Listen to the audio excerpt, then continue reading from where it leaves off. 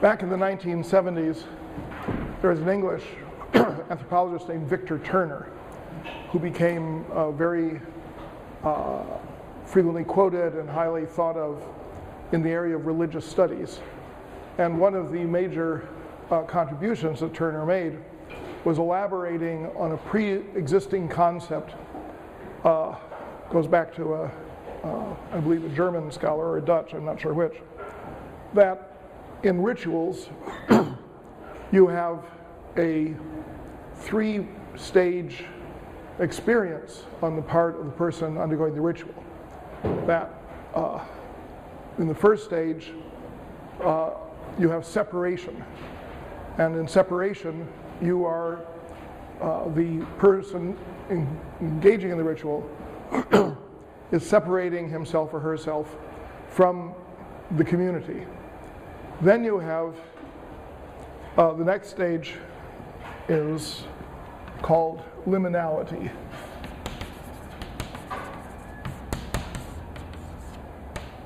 Which really means being in a border zone, being in a transition zone. And that is the state in which you carry out the ritual, in which you are separated from everything that you would normally experience. And you are experiencing the ritual as a result, almost, at least with a conceptual tabula rasa. It is affecting you without being filtered through your earlier or normal or day-to-day life ways or expectations. Then when you leave the state of liminality, when the ritual is completed, you go through what's called reincorporation, where you become, once again, a member of that society that you had momentarily departed from. This conception was very influential in the area of religious studies, and it put a focus on what happens that separates the person. In what sense does a person enter a state of liminality? And it turned out that in almost every religion in the world for which ritual has been studyable, you can make this argument. If you have a Vedic sacrifice, you can, the men must shave their heads, they must wear certain garments, they must stay within a certain perimeter that's marked out on the ground, they must carry out certain actions, certain foods that they can or cannot eat. There's a cow in there with them to provide the milk that they will live on. And it doesn't make much difference what religion you're talking about. This idea that in certain rituals you are separated and you go into a distinctly different state, and then you're reincorporated. That's generally now considered bedrock in religious studies. The conclusion that people who study ritual often come to is that the experience of the ritual changes, so that at the point of reincorporation, you are not simply becoming who you were before, but you have been changed in some sense by the experience of the ritual. So when it comes to the pilgrimage to Mecca, which is the ritual I want to talk about, the accumulation of rules and expectations relating to the ritual is very important, because it is the sort of thing that separates you and puts you in this state of liminality. When you are in that state of liminality, you're not supposed to think about any of your ordinary things. You don't think about business, you don't think about reading, you don't think about personal relations. You're not allowed to wear scent. either male or female. You cannot have any sort of perfume or scent. You cannot use scented soap. Nowadays there will be a specific soap without any perfume in it that will be made available to pilgrims to Mecca. You dress in a very specific clothing, and that clothing is called ihram, which is from the verb harama, meaning forbidden. So or haram, meaning the sacred precinct. It is what makes you able to walk into the sacred precinct. That cloth that you wear cannot have any sewing in it, no seams.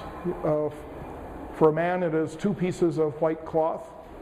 For a woman it is also white, seamless white cloth. So that and you can imagine nowadays, I'm sure it's rayon or polyester or something, I don't know what it is, but originally this would have been linen or cotton, possibly wool, but probably not.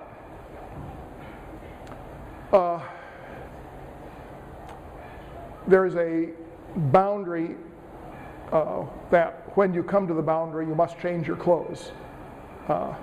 It is if you are on Saudi Airlines, you'll have people in the plane who will change their clothes in the course of the flight, because when the boundary goes up, it's not one that is restricted to the ground. Women are not allowed to veil their faces. They cannot wear a niqab or a burqa. They are allowed to wear a hijab, or from South Asia, a dupatta, but that simply covers the hair, and it's not a requirement. When you have the rituals being performed and you have collective prayers, the women are not segregated from the men the way they would be in a mosque situation. They are not even put in separate lines. Some mosques will have separate room for women. Some mosques will simply have women in separate rows for prayer. But during the Hajj, men and women will be next to each other, and they're not supposed to look at each other because they're in this state of liminality, when they are extracted from their normal world. And the idea is that everyone, male or female, faces God in the same way on the Day of Judgment, and that separation is not appropriate for the Hajj. If you are wearing, you are wearing sandals or flip-flops, but you cannot have any sewing in them. And they must show the heel and the back of the foot. Some people specify that it should also show the front of the foot. You can imagine that this question of whether to show the back of the foot and not the front, or the back of the foot and also the front, is the sort of thing that 14 centuries of scholars have chewed on again and again, because that's what religious scholars do. But the whole point is to, not the whole point, let me put that differently, that's sort of reductive. The net result of this set of rules, and I've simply mentioned some of them, they're rules that apply to food, behaviors that you can or cannot engage in, like you can't smoke, you can't have sexual relations. There are, when you leave, the men are supposed to shave their heads if they have not shaved their heads already. The net result of all this is to separate the pilgrim from the ordinary from his or her ordinary life for the few days during which the pilgrimage takes place. There is abundant testimony to the degree to which this experience works a change upon the people who undergo it. And what I mean by an abundance of evidence, it takes sort of explicit and implicit form. In explicit form, you have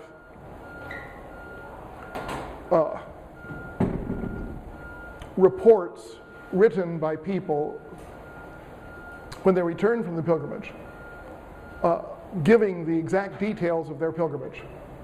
Here's where we went, and what we did here, and what we did here, and so forth and so on. And these are evidence of a direct sort of the degree to which that particular pilgrim has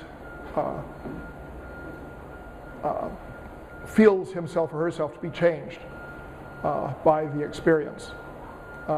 So if it's an important figure like Malcolm X, this becomes an important sort of document. But these pilgrimage recitations or narrations exist in large numbers after 1200. But we don't have any before 1200. And this raises something of a problem. By the way, I'm not saying that everyone who experiences this is ready to go home and write a pilgrimage narration about this transformative experience. When I was with a group that had an audience with a Sultan of Kelantan in northeastern Malaysia, who was a gentleman who had a very large and recently completed palace and lots of flowers. They were all plastic, and guards and fancy costumes and everything. And this group of students and faculty from the United States went to the audience. And one of the problems was, who was going to say anything to the Sultan if he didn't say anything? And he was not known to be a particularly talkative person, although he had been educated in England. So we knew that he knew English. I am bold. So I said, you are the Sultan of Kelantan, but you have many other titles. Could you tell us about your titles and what they mean? So he now consults with his chief minister, and after a seemingly protracted consultation, he says, only Sultan. So that was that. And so I said, well, I note that you are Haji, that you made the pilgrimage to Mecca. One of our group studies pilgrim narratives. Could you tell us about your experience of going to the pilgrimage to Mecca?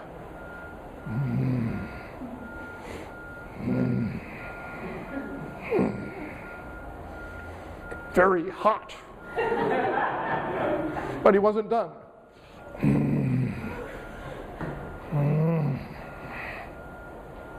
Very crowded. That was the pilgrim narration of the Sultan of Kelantan. I attribute this to perhaps limited English rather than to being thaqil, that is to say dense. But it certainly is true that many people make the pilgrimage and are not transformed. And yet we have these narratives about the sense of transformation. But that's at the high level. As I say, there's also a popular level. And at the popular level, when you go home, regardless of what you feel, other people attribute a change to you.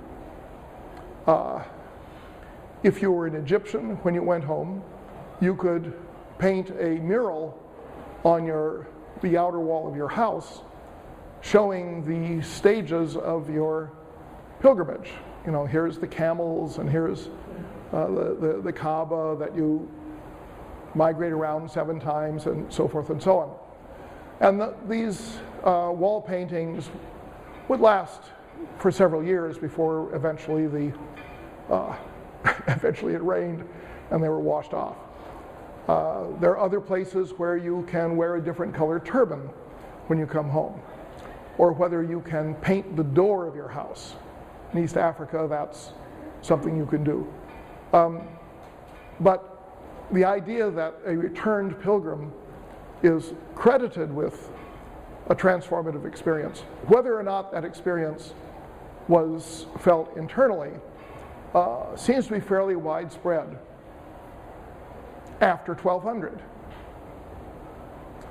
Now, when you returned, you now could call yourself pilgrim. So this was Haji or Al-Hajj. Al-Hajj is perhaps more specifically Arabic, but both of them are Arabic. So now you could use that title. And in some parts of the world, almost any person who aspired to high regard as a political figure or a religious figure would want to have the title Haji or Hajia, the woman. So that gradually the notion of Haji becomes sort of understood, that a person of standing would be presumptively the beneficiary of the experience of the pilgrimage. So that in Iran today,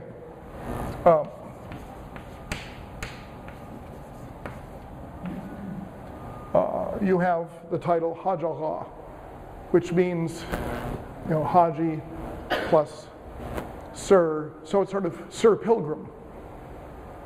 You don't even have to be a Muslim to be called Hajj Agha, because I've been addressed as Hajj Agha, because I'm an old man with a beard. So of course I've made the pilgrimage, even if I'm not a Muslim.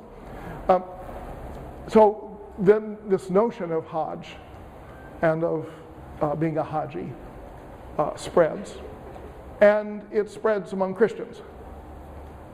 So that Greeks and Serbians, and I don't know how much more widely, whether it goes into Albania and Hungary or other Southeast European countries or not, start to attach Haji to their names if they've made the pilgrimage to Jerusalem.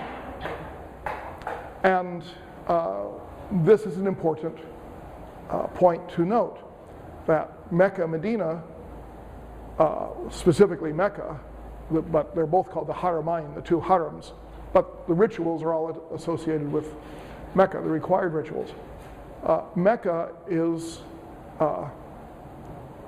similar to Jerusalem as being a place of pilgrimage. So you end up today with Greeks with surnames like, Haji Athanasiou or Haji Demetriou or Haji Georgiou, because they had some ancestor named Athanasius or Demetrius or Georgius who had made the pilgrimage to Jerusalem. And you have the equivalent in Serbian, but I can't recall specific Serbian names. You can easily find them if for any reason you would have the slightest interest in doing so. This title Haji becomes widespread after 1200. I have looked through thousands and thousands of biographies of Muslim scholars before 1200, and I have not run into a single person who has the title Haji.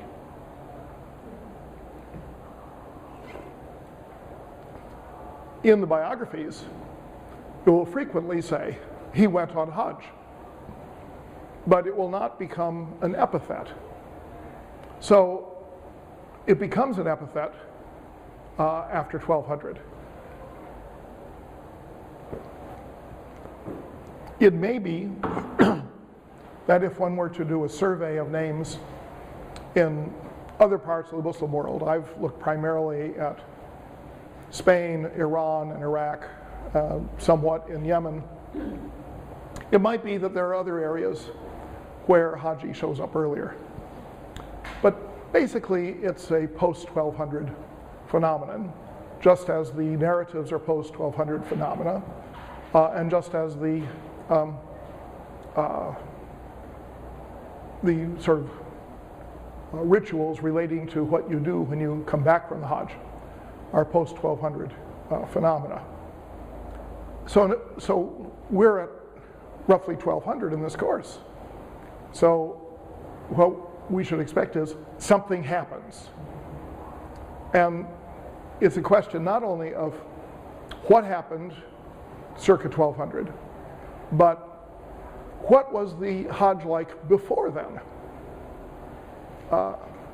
According to Turner's notion, the ritual in and of itself should have had this transformative impact, regardless of when it was experienced, whether it was in the time of the Prophet or 100 years later or 600 years later.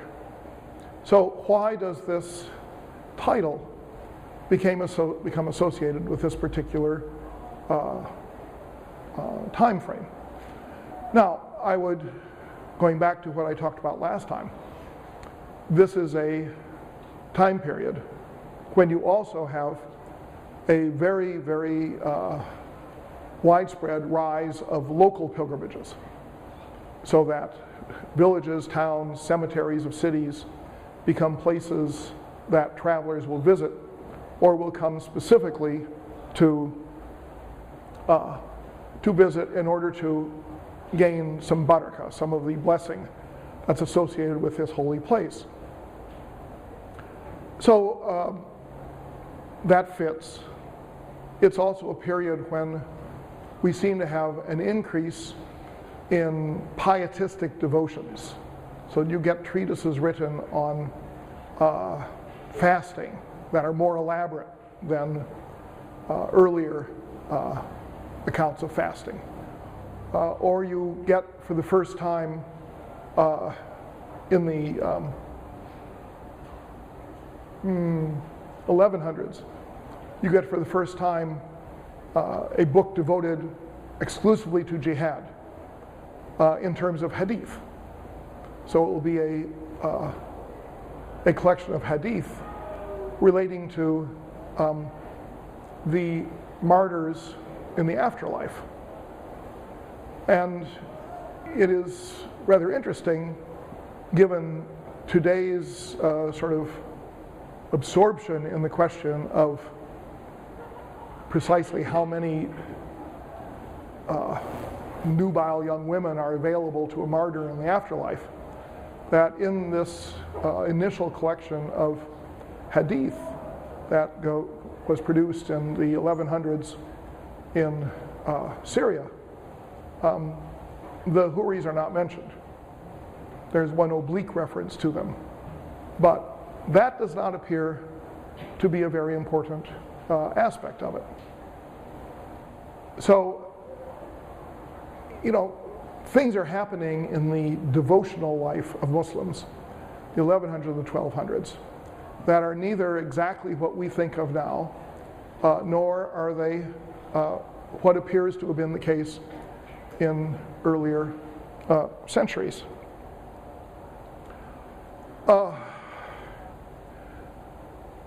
Even though it has been going on for 1400 years and is one of the 5 pillars of Islam, we do not have a history of the Hajj. We don't have one in Arabic. We have the narratives of individual Hajjs, but nobody has attempted to talk about the phenomenon of the pilgrimage. We don't have it in any European languages. which is rather curious. I mean, certainly an awful lot of ink has been spilled talking about eternal Rome, and what there is in Rome, and how important Rome is, and the symbolism of Rome. Same thing about Constantinople. Same thing about Jerusalem. Christian writers are more than ready to talk about the symbolic and the spiritual and the emotional importance of their pilgrimage places, and yet have had comparatively little interest in one of the longest lasting continuous religious rituals in the world that is still going on. There is an International Hajj Institute in Mecca. One of my students worked there for a number of years, and he was a convert to Islam. His father was a Catholic theologian from Iowa, and I asked him, I ran into him 4 or 5 years ago, and I asked him whether, when he worked at the Hajj Institute, whether anyone there was compiling a history of the pilgrimage. He said, no, there's no interest in the history at all at the Hajj Institute. They're primarily interested in traffic flow, logistics, provision of food and water, the plain 5 kilometers from Mecca, where the rituals take place, many of them, plain known as Mina. Nowadays, at the time of the pilgrimage, we'll have over 100,000 tents pitched there. Teflon-coated white tents in very meticulous rows, and this is where the pilgrims will stay for the 2 or 3 nights that they are there. Then they'll be taken down. So there's plenty to study at the Hajj Institute, but it just has not become a topic of historical study. There's one good book on the Hajj in the Ottoman period, and one pretty good book on the Hajj in the Umayyad period and the Rashidun period. In other words, for the first up to 750 and since 1500. But there's a gap in there, and in the middle of that gap is 1200, when everything changes. So we haven't really had a very good look on the part of historians at what went on at that time.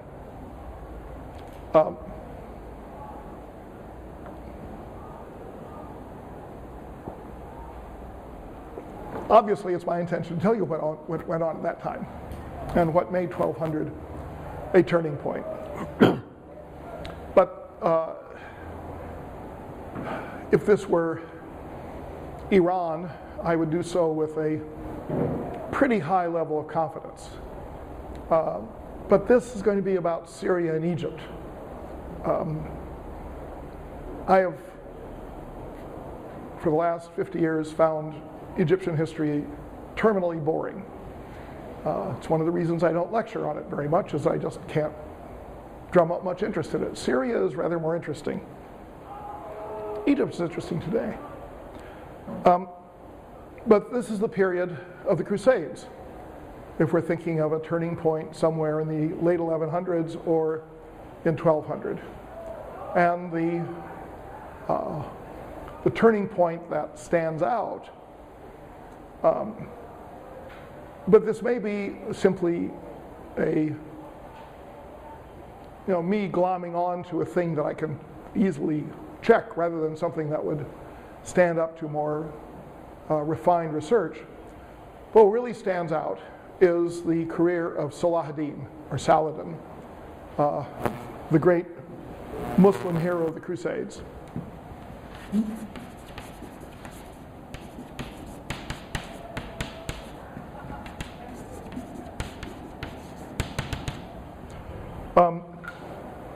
And the year 1187, when he defeated the Crusaders at the Battle of Hattin, and in the aftermath of the battle, recaptured Jerusalem from the Crusaders. And that was basically a definitive recapture. The Crusaders never again conquered Jerusalem. The career of Salah ad-Din up to that point had been an interesting one. Salah ad-Din was a Kurd. His father was a Kurdish general in the employ of the emir of Damascus, a man named Nur ad-Din. Nur ad-Din was a Sunni. He fought against the Crusaders. He was devoted to Damascus. And he regarded as his adversary, in addition to the Crusaders, the people who were ruling in Egypt, in Cairo, who were the Shiite Fatimids. He was almost certainly more exercised by the power of the Fatimids than he was by the power of the Crusaders. So he sent an army to Cairo, and that army was under the command of the uncle of Salah ad-Din. And Salah ad-Din went there as second in command. The uncle defeated the army of the Fatimid Caliph, took the city of Cairo, and then died, leaving his nephew to be ruling in Cairo. Salah ad-Din had not notably distinguished himself as a warrior in this, but he ended up in command in Cairo, the whole country. So his suzerain, Nur ad-Din, who was in Damascus, sent to him and said, we know that the Fatimids had great troves of gold. Send the treasure by return mail to Damascus. And Salah ad-Din wrote back and said, geez, we just didn't find any treasure. Would you believe it? And Nur ad-Din responded something like, I think I'll have to come myself and see if I can find the treasure that you can't seem to find to send to me. And then Nur ad-Din died. And lo and behold, Salah ad-Din now rules both Damascus and Cairo. There are areas in northern Syria, Aleppo, that are not under his control. But basically, this is bringing Egypt and Syria together for the first time in 202 years, because the Fatimids had set up shop in Cairo in 969, and the fall of the Fatimids to this Syrian army was in 1171. So from 1171 on, Salah ad-Din is in charge in Cairo, and then shortly thereafter becomes in charge in Syria, and becomes a powerful ruler, more powerful than anyone whom the Crusaders had faced up to that point, because it was now a united Muslim army. Although keeping it united, since you had a whole bunch of divided loyalties, was a great challenge, and some historians have looked upon the career of Salah ad-Din as being highlighted by his ability to keep his army, his various emirs together and on task to defeat the Crusaders.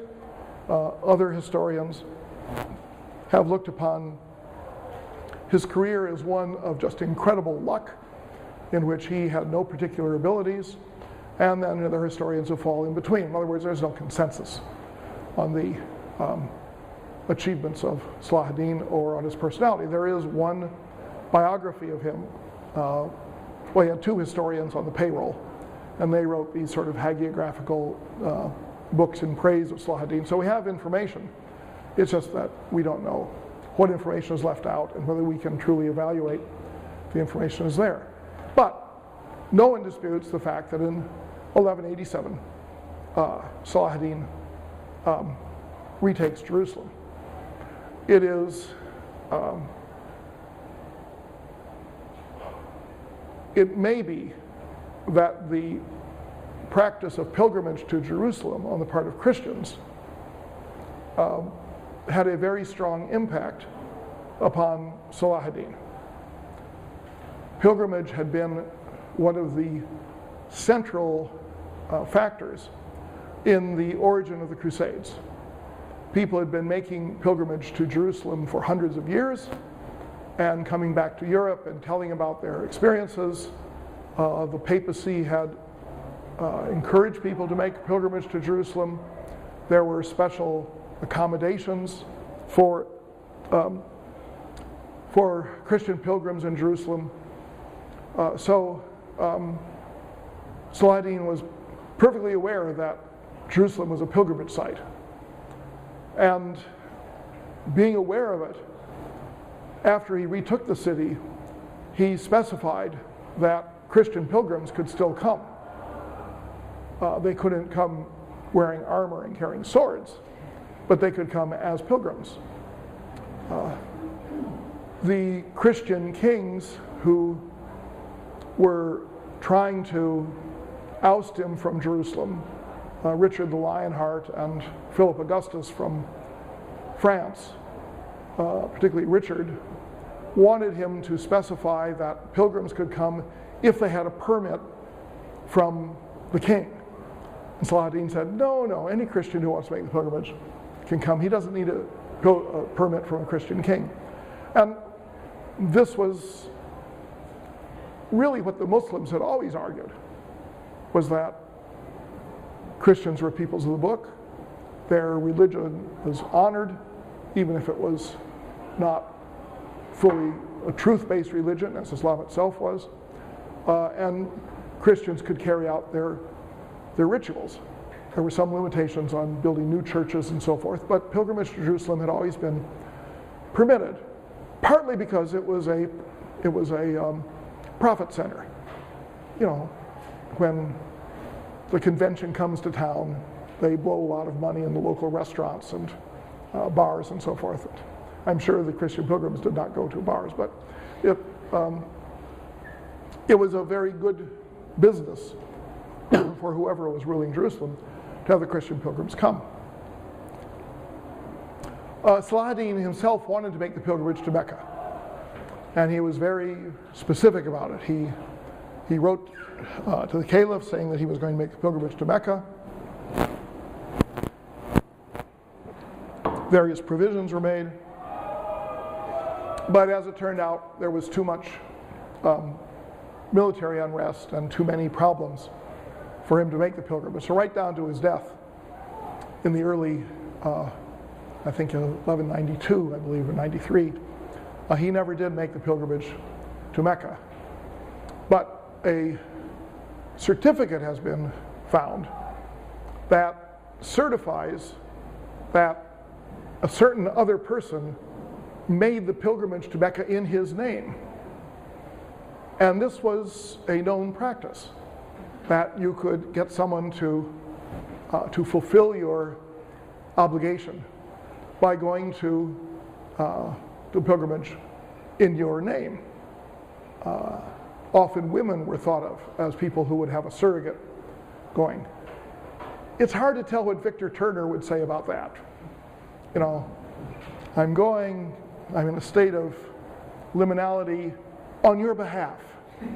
So let me kind of, zap this state of liminality out to you out there in Aleppo or Baghdad, wherever you are. It doesn't really seem to work.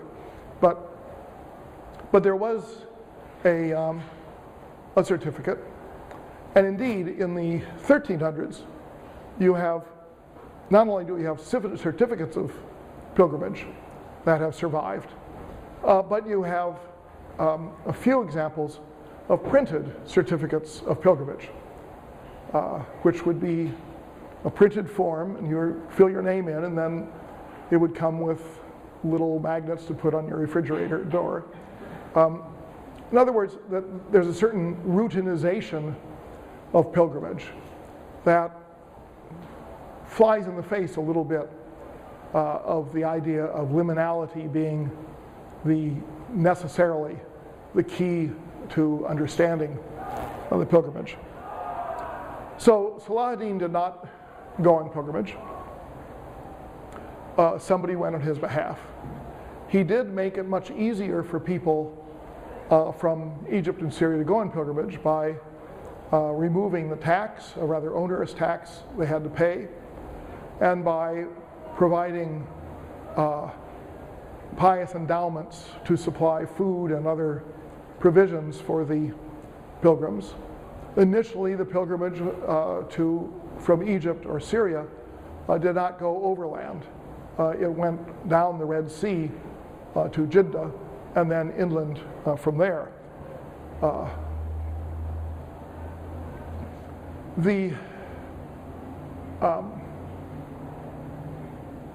The association of the pilgrimage to Mecca with the pilgrimage to Jerusalem seems to show up in 1191 in an inscription that identifies Salah ad-Din as Khatam al-Haramain.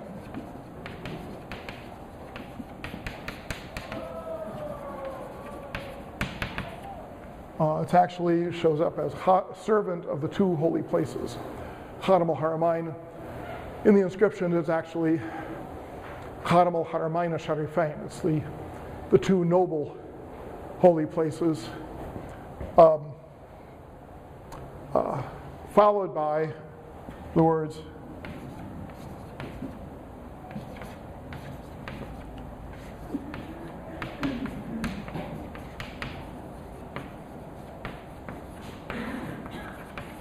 وَهَذَا بَيْتُ الْمُقَدَّس. So he's the servitor of the two holy places, the two noble holy places, and of this house, this sacred house. And Muqaddas refers to Jerusalem, because the word in Arabic for Jerusalem is Quds.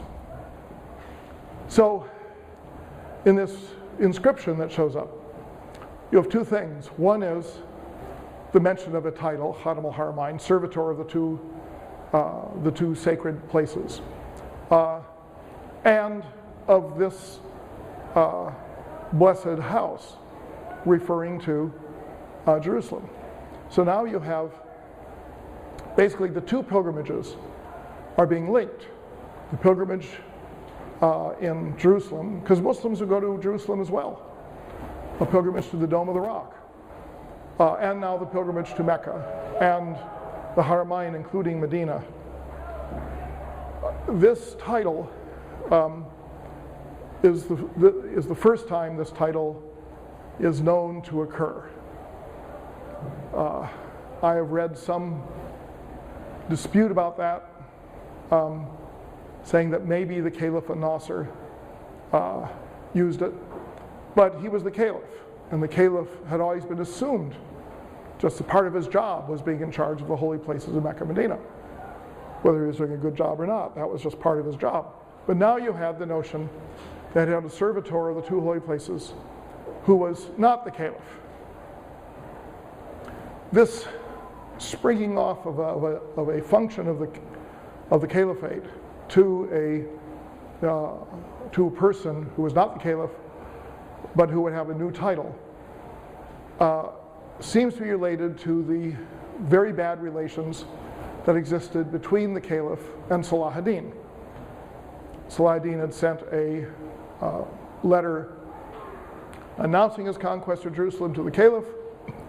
The caliph had sent a message back saying that the noble armies of Islam, the noble armies of the caliph had taken the city, and that Salah ad-Din himself had certain infractions and things that he had done wrong.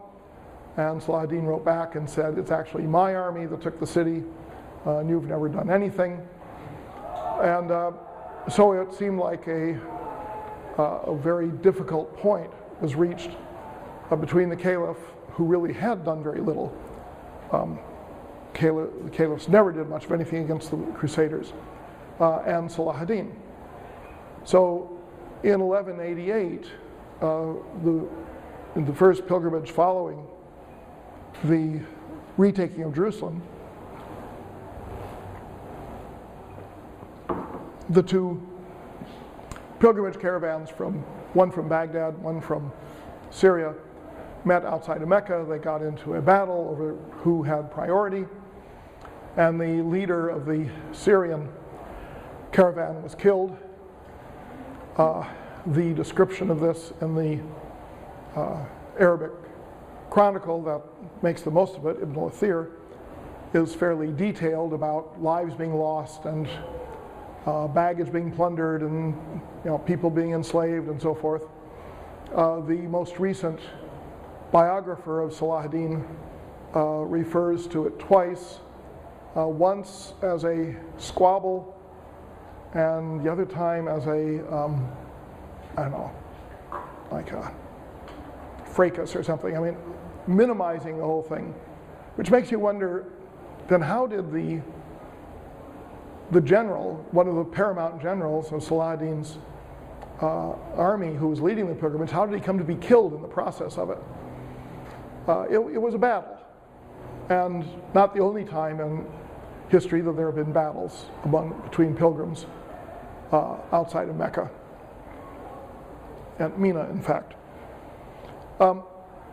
But the general who was killed was very close to Salah ad-Din personally, and having him being killed by the general from Baghdad, who had been appointed by the caliph, did not improve the relations between Salah ad-Din and the caliph and Nasser. Now, is this the reason why he invented the title, or somebody invented for him the title Hatem al-Haramain? It's very hard to know. It just suddenly appears in an inscription. But once it appears, that first time in 1191, which is the earliest inscription we have, it appears again and again and again down to the present day.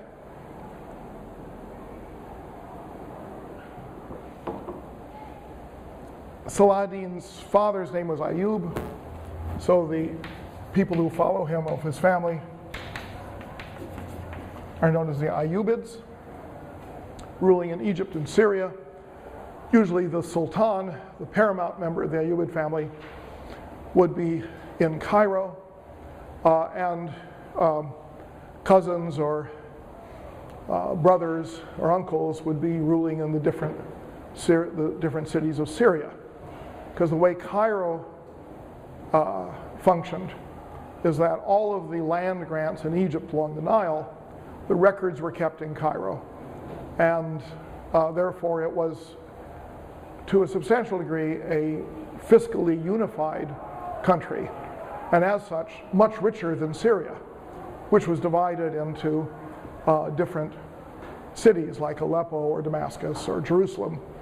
And as we know at the present day, these cities are, each one has its own personality and its own militias and its own local warfare and so on. So the leading Ayyubid would be in Cairo. This goes on for 60 years, from the death of Salah ad-Din down to the last member of his family who is ruling in Cairo, whose name is Salih Ayyub.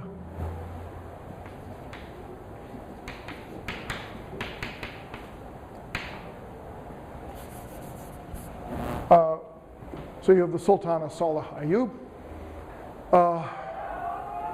He confronts the Crusaders of the Fifth Crusade. The Fourth Crusade had gone in 1204 to Constantinople, as I've mentioned, and looted that city and tried to take over the Orthodox portion of Christendom. But the Fifth Crusade is the one in 1250 that in which the French king, Saint Louis, comes to the mouth of the Nile River with his army from Europe and fights a battle and loses. He later, in the Sixth Crusade, goes to Tunisia where he fights a battle and is killed. But Salah Ayyub had bought a lot of Mamluks, and they were organized in a regiment called the Salahiyya Regiment, named after him. It was his personal retinue, because Mamluks really functioned very much in that way. The first loyalty of a Mamluk who was purchased on the slave market was to his new owner. And then a secondary loyalty would be to the commander of the barracks in which he was trained. And his third loyalty would be to his fellows who belonged to the same regiment. So he had a very, very marked loyalty hierarchy among the Mamluks. And this was made even stronger by the fact that most of the Mamluks did not speak Arabic, and therefore they had virtually no connection with the local population. They were, at least for the first 150 years or so, they were Turkish speakers from Central Asia, and then gradually after that, many of them were speakers of Circassian languages from the Caucasus Mountains. But they're all coming from the north and are having very little integration into either Egypt or Syria. This can be overstressed. Obviously, there were some who did. We know that there were some Mamluks who had children. The trick was that since the Mamluks were all slaves by origin, the son of a Mamluk could not be a Mamluk, because the son of a Mamluk was born to a converted Mamluk Muslim father, and Muslims cannot enslave other Muslims. So you had a special regiment made up of sons of Mamluks who did not have either the training or the power of the Mamluk regiments themselves. But you did have a place for the sons of Mamluks to go. So the Mamluks did have sons, and some of whom went into this special military unit. I mention this because one of the eminent scholars of the last generation who specialized in the Mamluks, Eliyahu Ashur, earlier in his life known as Eli Strauss, he argued that because the Mamluks came from Central Asia, that they were inured to a cold climate. And that being inured to a cold climate, they drank a lot. Because if you live in a cold climate, you drink a lot of alcohol, sort of antifreeze. And that when they came to Egypt and Syria, and he made the analogy, it's like the Haredis in Israel who wear, long black coats and black hats in a torrid subtropical climate. He says when they came to Egypt and Syria, they kept drinking, but you can't drink in really hot weather. And the result was that they were all impotent. And that this was the reason they had to keep buying Mamluks in every generation. It's because the Mamluk could have no children. And Professor Ashtor had a number of obsessions, and this was one of them. And it's always raised doubts in my mind about which of his many published works are really fully reliable. I do not believe that the Mamluks were all so stewed at night that they couldn't manage in bed. But that was the belief that he put in writing. But the fact of the matter is that the Mamluks remained strikingly separated from the indigenous populations, which made them very useful as keepers of the peace because they didn't care who they beat up. And they were fairly effective rulers. So the Salahiyya regiment was a regiment of Mamluks. It was the frontline force in defeating the Knights of the Fifth Crusade at the mouth of the Nile River. But Salah Ayyub himself, the Sultan, was killed.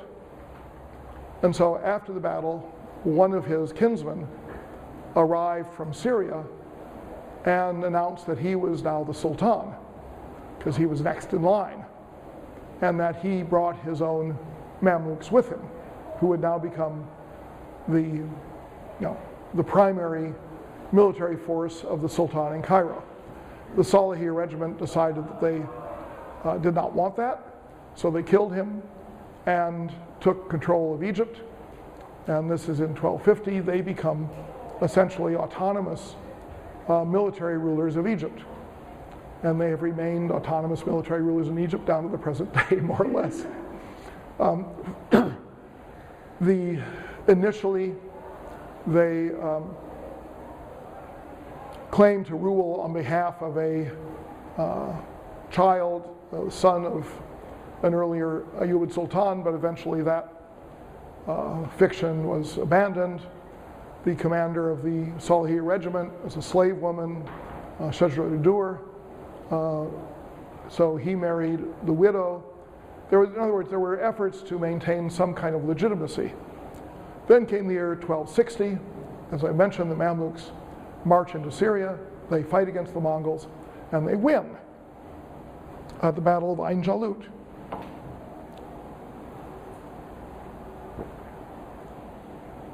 When they return to Cairo, you have the first all-powerful Mamluk Sultan. His name is Baibars.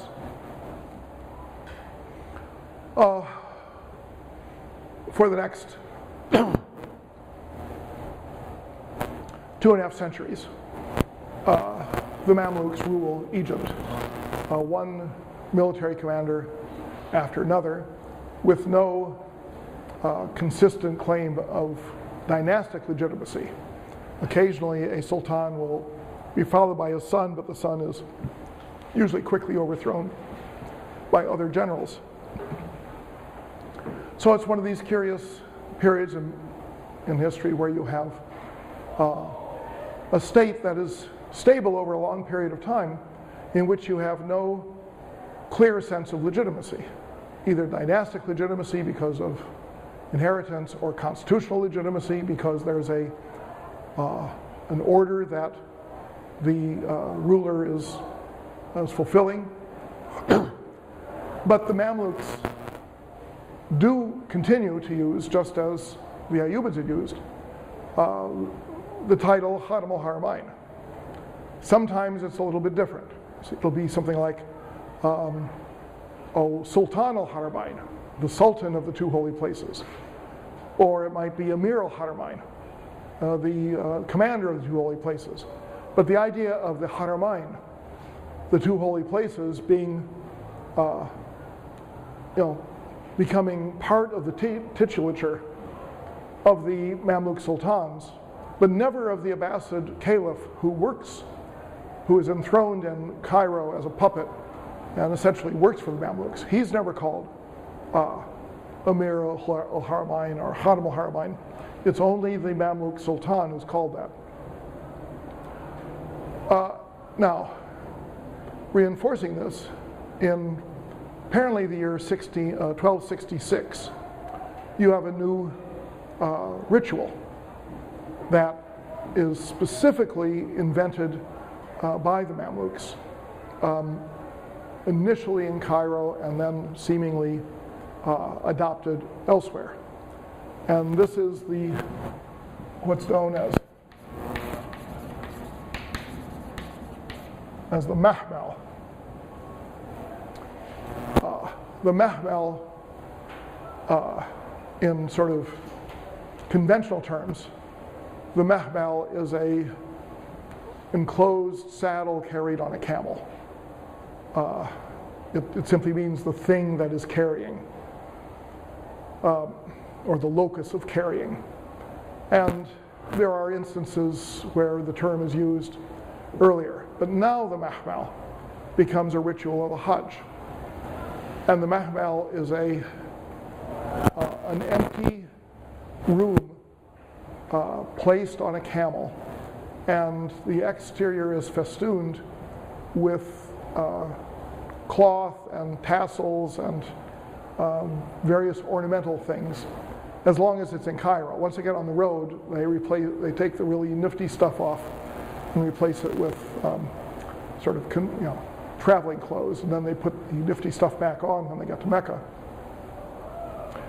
The mahmal leads the caravan, but the rituals of the mahmal are primarily in Cairo, so that you have ultimately you have 3 holidays in which the mahmal figures. One is the holiday that introduces the Hajj season. Then there's the holiday for the actual departure of the caravan. And then there's a holiday for the return of the caravan. And on each of these days, the camel with the mahmal is moved about the city, and all of the Mamluk commanders are present, and they are, there are all sorts of blessings and so forth, but there's also music, and it's a festive sort of thing.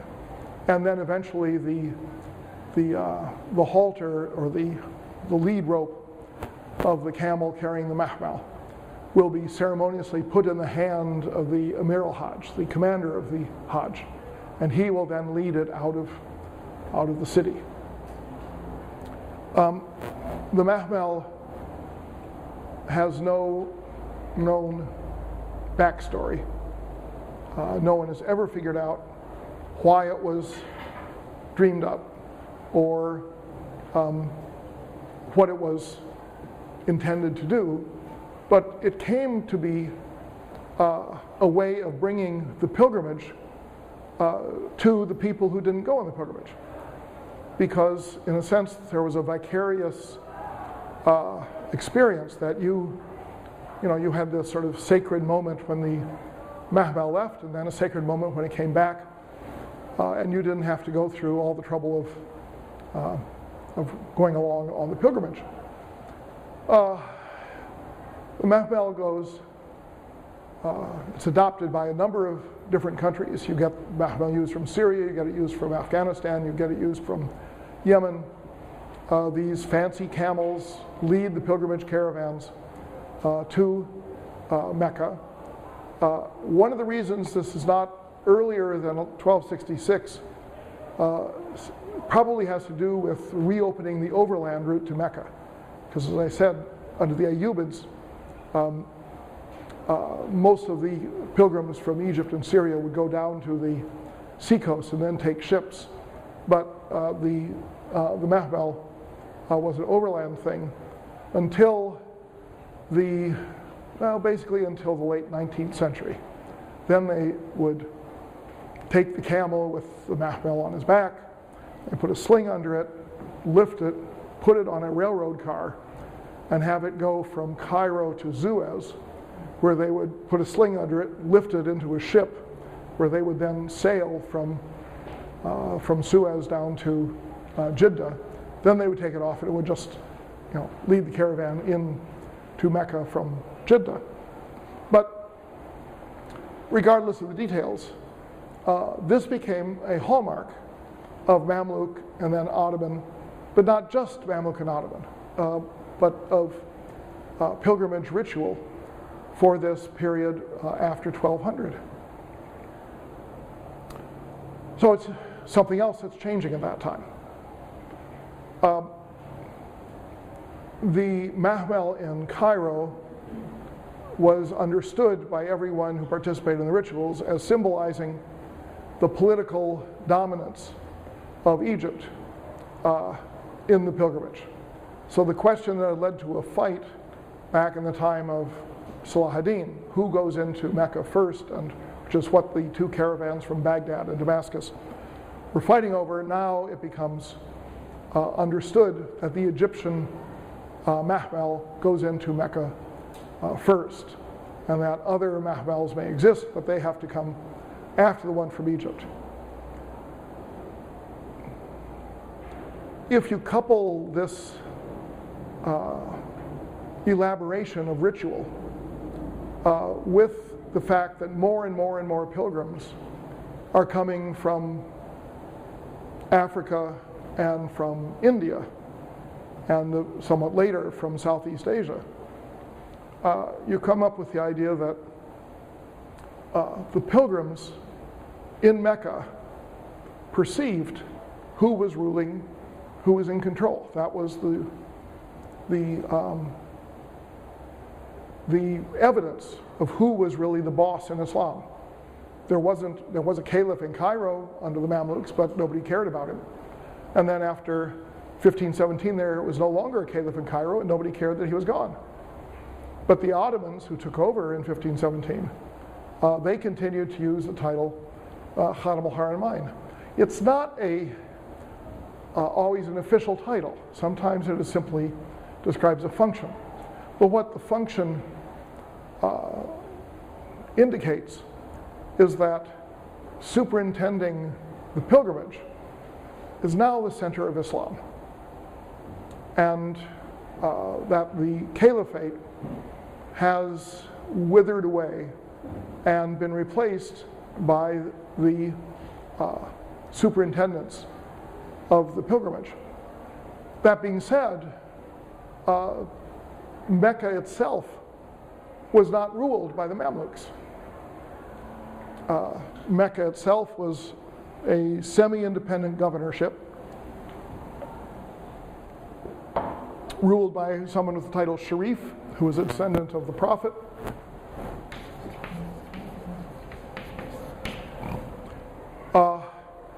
But no one was under any illusions as to the limits on the authority and the power of the Sharif, because the food for Mecca came from Egypt as a donation from the Mamluks. The Egyptian caravan would enter the city first during the pilgrimage. And you started to have more and more buildings being built in Mecca for the pilgrims. So you had madrasas being built, schools, and you had khanqahs, Sufi convents being built, so that during the Mamluk period, and a few even already in the Ayyubid period, there are 30 plus madrasas and 30 plus khanqahs built in Mecca.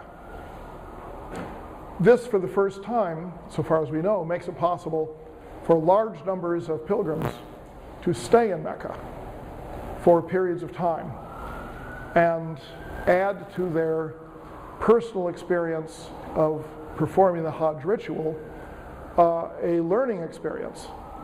And the learning experience is focused on the Sufi convents, where they become initiated into a Sufi brotherhood, and on the madrasa, on the school, where they learn Islamic law and other Islamic religious sciences. And of course, one of the things about both the khanqahs and the madrasas is that they are creations of the 11th century. And there aren't any there.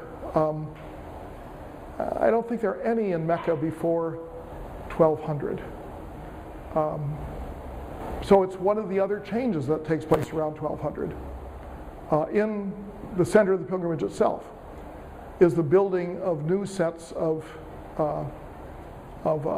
institutions that are not related to the ritual, but are rather related to the acculturation of pilgrims who stay beyond the few days of the ritual itself. And this increasingly becomes the point of intersection between Muslims from the Muslim South and Muslims from elsewhere. Now, these are people who know nothing about a caliphate. There's no caliphate to talk about. There's no big single unifying empire. But when they get to Cairo, they know who is ruling. And it's the Mamluks, before them the Ayyubids, and after them the Ottomans. The Ottomans maintained this control down to the end of the Ottoman Empire at the end of World War I, just to get ahead of things a little bit. But in the 19th century, things become very contested for a couple of reasons. One reason is that as steamships become available, Suez Canal was opened in 1869, but even before that you have steamships that can go up the Red Sea carrying pilgrims from India. As steamships become more available, more and more of the pilgrims come by sea and go to the port of Jeddah to then travel the short but extremely mountainous road up to Mecca. And those ships are very often owned by Europeans. Not only that, they're often coming from territories that are ruled by Europeans, because we're in the colonial period now in the 19th century. So that the British, and to some degree the French and the French for parts of Africa, the Dutch for Southeast Asia, develop a vested interest in having the Hajj be not under their influence, but that is the fear that the Ottomans have, is that the British intend to take over Mecca and Medina, and that by having thousands of pilgrims coming from India, where they are living under British rule, that maybe these Indians are all a fifth column, sort of a bunch of Indian Muslim moles who are living there in Jeddah or Mecca and will one day take over and hand over these holy cities to the British. And then of course there are fears that the Sharif of Mecca is secret in league with the British, and that given enough money he will turn over the holy places. There's a lot of conspiracy theorizing in the late 19th century about what the Europeans are up to and whether they are going to try to take over the holy places. And there are some British writers who say, wouldn't this be a cool thing to do? We could actually take over Mecca, Medina, and then we would be able to have all the Muslims in the world at our, living under our ritual control. And we would do so in a much better way than the Ottomans, because we are, after all, British, and we are, magnanimous, and we love other religions, and so forth and so on. So there was certainly a certain amount of British writing that went along these lines. Nobody's ever been able to prove there was a conspiracy. But one of the things leading some people to suspect there was a conspiracy was that in the second half of the 19th century, you get a very, very strong concern about cholera. That cholera is being introduced to the world by way of pilgrims to Mecca. And therefore, the pilgrims should all have a quarantine. And who's going to run the quarantine? Well, it has to be, doctors who know science. That is, say, European-style doctors. But Christian and Jewish doctors couldn't live in Mecca, so the quarantine has to be done outside Mecca, or you have to have Muslim doctors from India who are doing it. And you get a very elaborate concern over quarantine of pilgrims to make sure that nobody has a disease that will then spread throughout the world. Interestingly, this is a period when you have a great deal of European trade going into the Persian Gulf. Ice from New Hampshire was being sold into the Persian Gulf by American traders in return for dates, that sort of thing. That ice would be brought all the way to the Persian Gulf. But nobody wanted to have a quarantine in the Persian Gulf, because that was business. But when you get to these Muslims with their strange rituals, maybe a quarantine is the thing to have. So the politics of the quarantine and the politics of medicine and the conspiracy theories and so forth become focused on Mecca, Medina. And it becomes more and more evident that controlling Mecca, Medina is really central to the idea of control, of leading Islam, if not controlling Islam. So you have some people by the early 20th century who were saying, we must take Mecca, Medina away from the Ottomans, and we should have a local Arab, independent Arab state that controls it.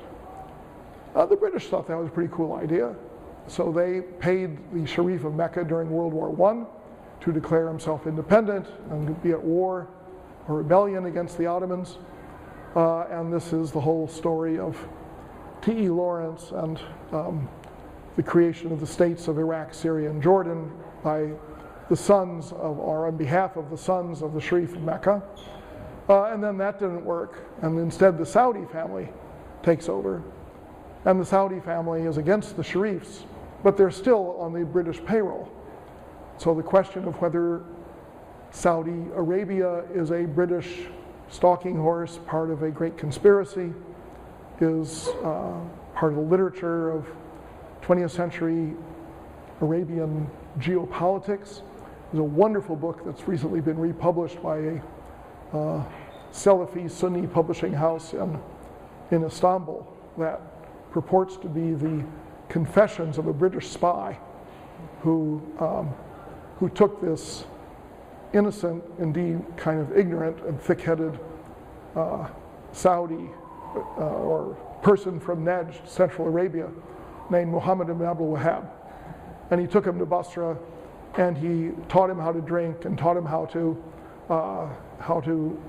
consort with prostitutes and so forth, and so debased him that then the British agent was able to pass on to him the British notion of what Islam should be. And he went back to Central Arabia and became the founder of the Wahhabi movement. Where this forgery was concocted, it's never been proven. It's almost certainly from India. But the thing is, the politics of the holy places have been at the center of Islam since the time of Salah ad-Din, whereas the issue of who's the caliph or who's the imam, really, until very recent times, and I mean like last month, has not been such a big deal.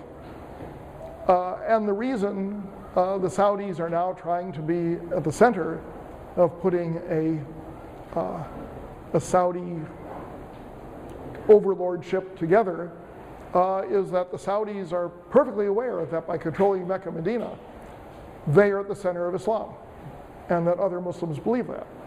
But of course that also means that there are other Muslims who, behind closed doors, are saying, can we take over Mecca, Medina away from the Saudis? And of course I know the answer to this, but I can't give it here. We're being recorded, so I'll just stop here.